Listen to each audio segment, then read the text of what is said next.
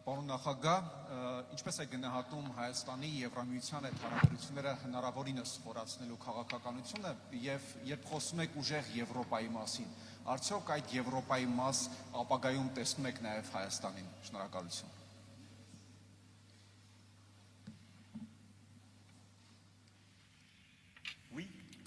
Այո,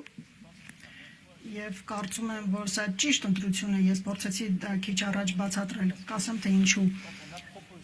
Երբ 22 թվականի գարնանը մենք առաջարկեցինք, երբ առաջին անգամ 22 թվականի աշնանը ժողով կազմակերպել հենց Պրահայում, որը որքան կարևոր էր եւ վարչապետ Փաշինյանը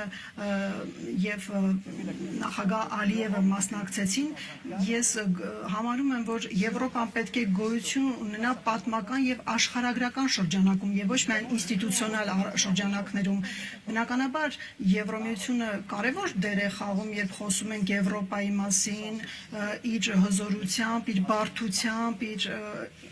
ինտեգրացիայի աստիճանով, բայց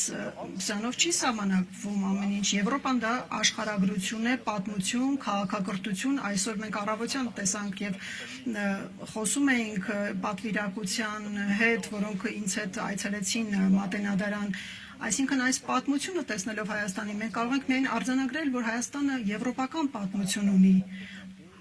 քրիստոնեության իր դերով, իր ուրեմն պատմությամբ եւ եվրոպական քաղաքական համայնքը դա հենց այդ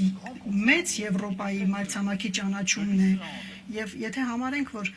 այն փաստը, որ Իսլանդիայից մինչեւ Ադրբեջան եւ Հայաստան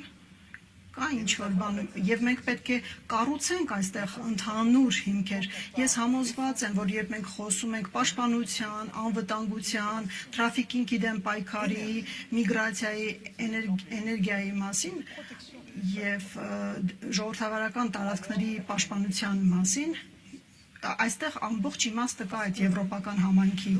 որովհետեւ մեր տարածաշրջանները զոհ են դարձել կայսրությունների եւ դուք գիտեք Հարավային Կովկասը ինչպիսի պատմությունների միջով է անցել եւ Եվրոպայի կառուցմամբ արևմտյան Եվրոպան կարծես իմունիտետ է ձեռք բերել այդ ամենի դեմ 90 թվականներից ի վեր նա թույլ տվեց նաեւ կենտրոնական Եվրոպայի երկրներին միանալ այդ պատմությանը եւ այժմ սա ընդհանուր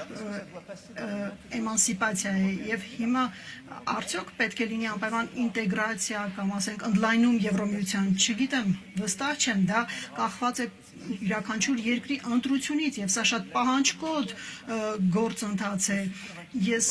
վստահ եմ, որ մենք չպետք է սպասենք դրան, այսինքն հենց այս պահից հաշվի առնելով աշխարհում իրավիճակը գործել եւ հենց այդպես էլ մենք արեցինք վերջին տարիներին։ Մենք կառուցեցինք մեծ Եվրոպան իրական առումով եւ Հայաստանը հենց այդ ճանապարհն է անցել։ Ինչ է Եվրոպան, որը ընդունի, որ ասենք կայսրությունները իրար մեջ բաժանեն Հարավային Կովկասը։ Սա չէ Եվրոպան։